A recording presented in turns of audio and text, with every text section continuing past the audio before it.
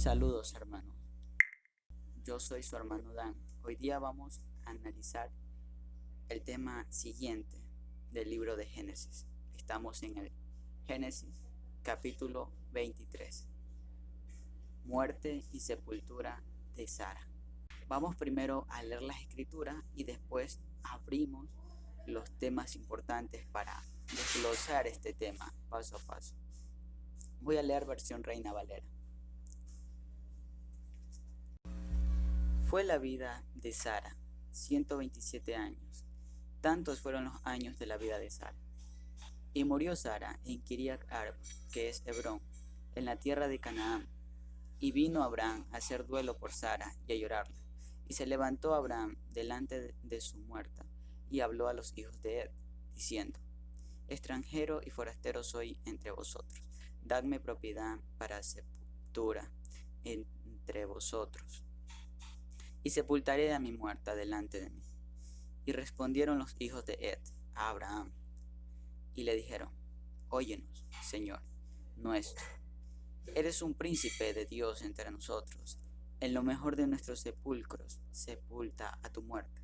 Ninguno de nosotros te negará su sepulcro, ni te impedirá que entierres tu muerta.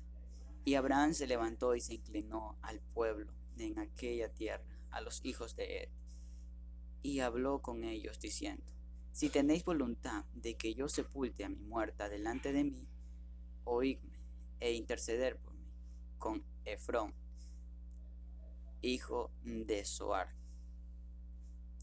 para que me dé la cueva de Macpela, que tiene al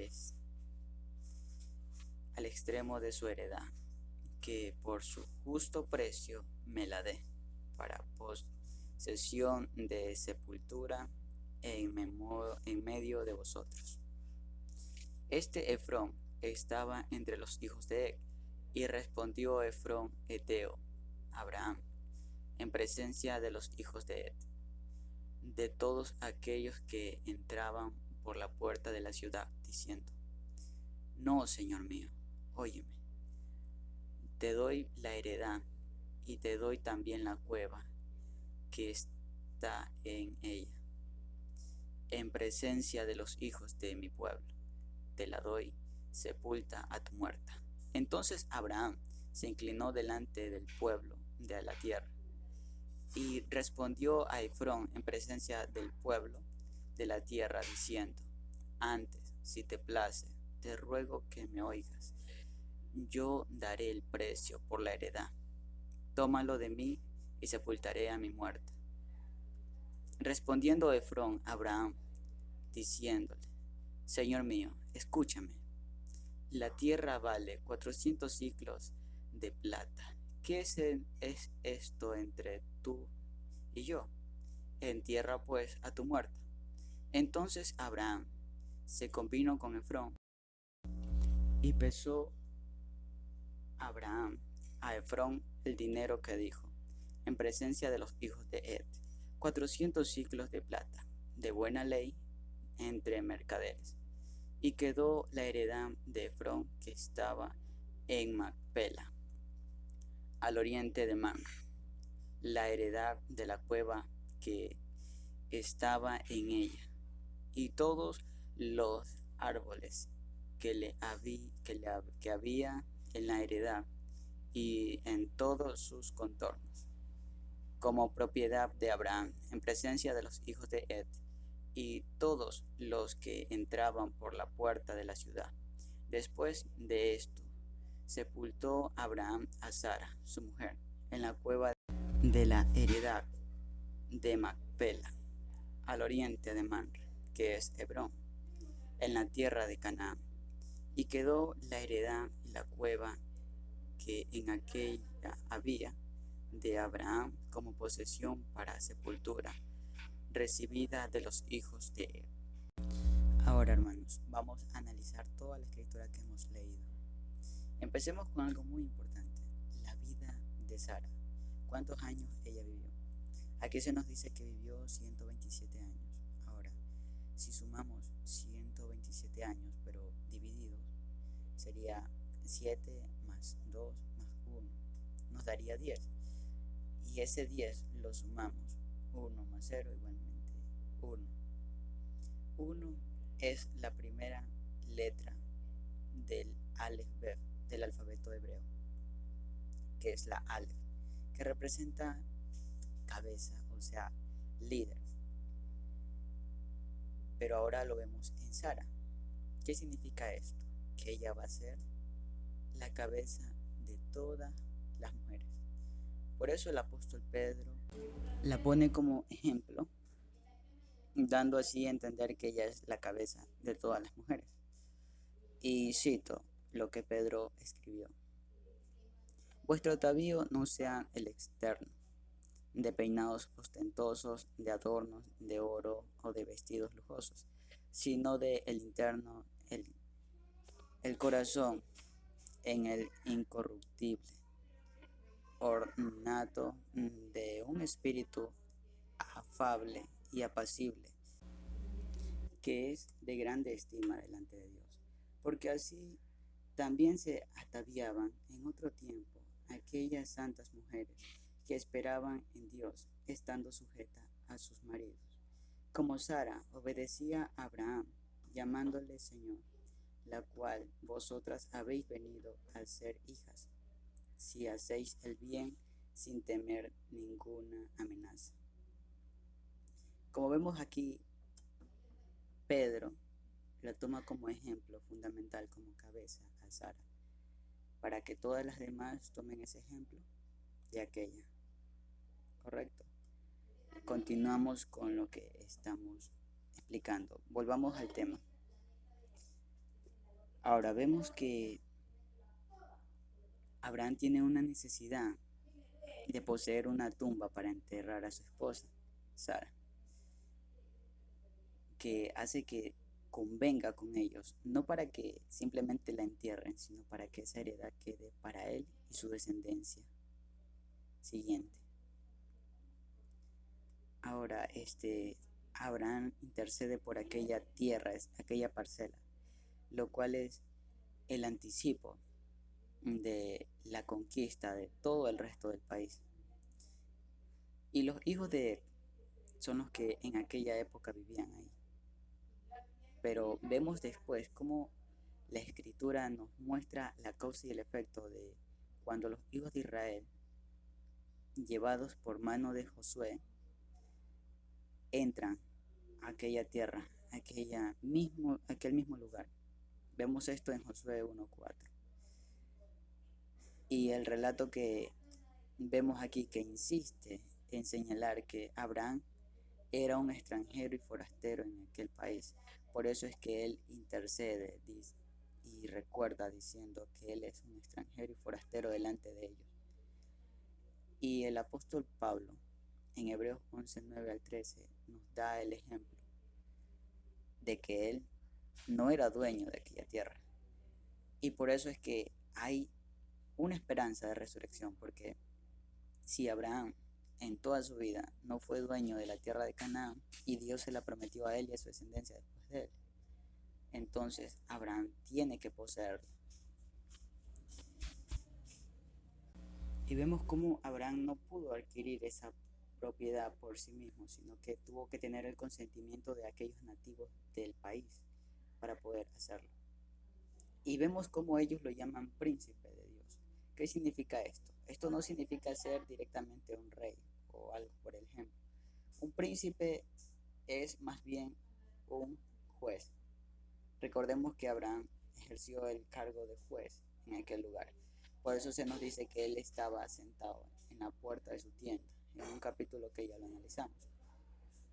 Esto significa que él era un príncipe, él juzgaba justamente. Por eso ellos lo reconocieron como un príncipe de Dios. Y hasta lo llamaban Señor directamente.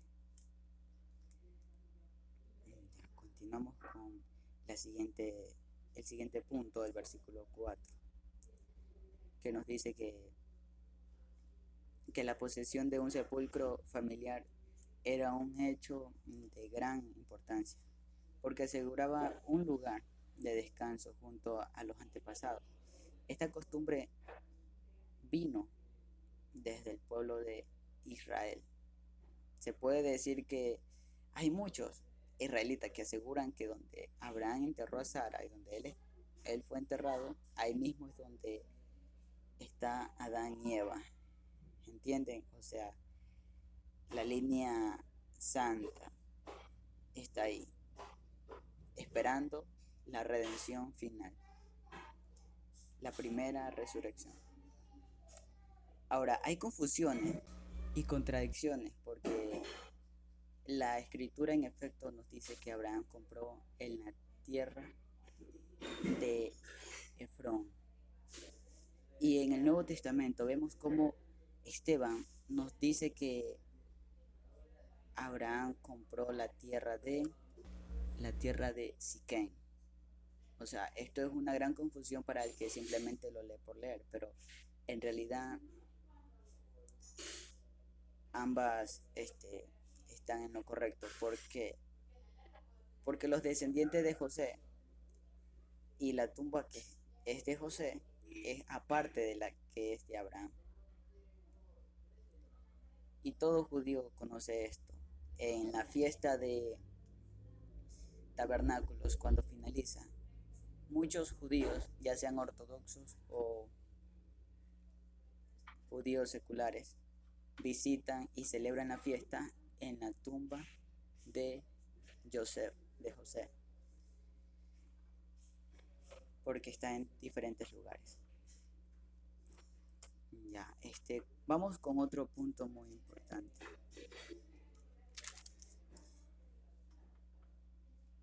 Como recalqué, príncipe de Dios, otra posible traducción es jueces. O sea, él era un juez, y no simplemente juez, sino jefe eminente o poderoso. En tal caso, la expresión de Dios era como el poder que Dios le había dado a Abraham, o sea, el poder de hacer las cosas. Por eso es reconocido como un juez eminente. Continuamos en el siguiente punto. La puerta de la ciudad era un sitio donde se trataban los asuntos oficiales y se realizaban los negocios. Vemos esto en Ruth 4:1.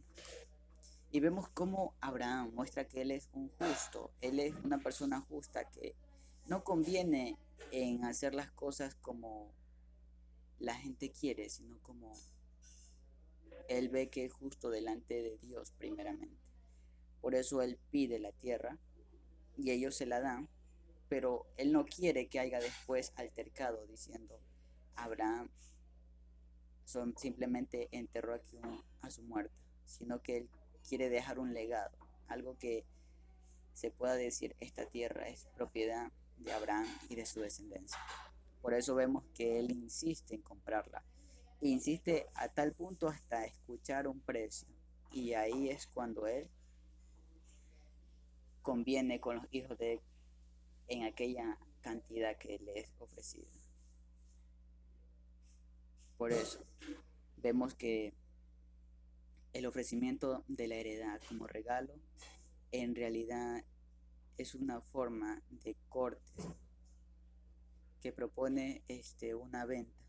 De hecho, Abraham así lo entiende. Por eso se muestra dispuesto a pagar el precio correspondiente. Vemos cómo los recateos y las excesivas muestras de cortesía eran habituales en las tradiciones comerciales en el Oriente Próximo, como ahí mismo se muestra. Y los ciclos de plata. Podemos ver que las pesas, medidas y monedas eran usadas en Palestina antes del siglo VII, en la era común, antes de la era común. Por tanto, lo habitual en las épocas anteriores era pesar ciertas cantidades de metal y utilizarlas en el contrato de compra-venta. Y también otro punto muy importante, y aquí hay que entenderlo. En la cueva de Macpela fueron enterrados, además de Sara, el propio Abraham. Podemos ver esto en Génesis 25, que ya lo veremos en estudios futuros.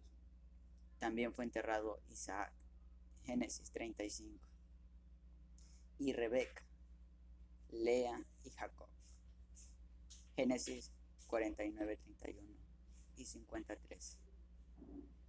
La tradición ha ubicado esta tumba de los patriarcas en el interior de una gran mezquita musulmana en Hebrón. Y esto es lo más turístico que hay en Jerusalén, ver la tumba de Abraham, de Isaac, de Sara, de Rebeca, de Jacob. Esto es lo más grande, o sea, es el hallazgo más evidente de que las escrituras son verdaderas, de que el Dios omnipotente se manifestó a sus hijos. ¿Y por qué digo a sus hijos? Porque ellos obedecían en todo a Dios. Continuamos. Ahora revisemos un análisis de todo el capítulo tratado. Vemos aquí que Abraham es justo en todo el aspecto. No hay, por así decirlo, falla en Abraham. Abraham es una persona seria que aún siendo viejo hace lo justo y nunca se doblega a hacer lo malo o a inquirir cosas malas, ni costumbres paganas se dan testimonios de que él tenía. Él era justo en todas maneras y por eso fue escogido por Dios, tuvo la promesa y en el próximo capítulo veremos lo que sería a este Abraham ya viejo buscando esposa para Isaac. Y hay que tener en cuenta pero muy importante esto, que las escrituras solamente pueden ser entendidas en la lengua hebrea. Pero a lo que digo esto, no me refiero a que hay que hablar hebreo, sino verificar las costumbres de aquella lengua. Por así decirlo, escuchen. No podemos entender por qué Abraham busca esposa para su hijo, si en la costumbre pagana eso es algo de que el hijo decide casarse con quien quiere. Tampoco, no podemos entender por qué Isaac espera hasta los 40 años para poder tener esposa. Nada de eso lo sabemos si no verificamos las fuentes hebreas.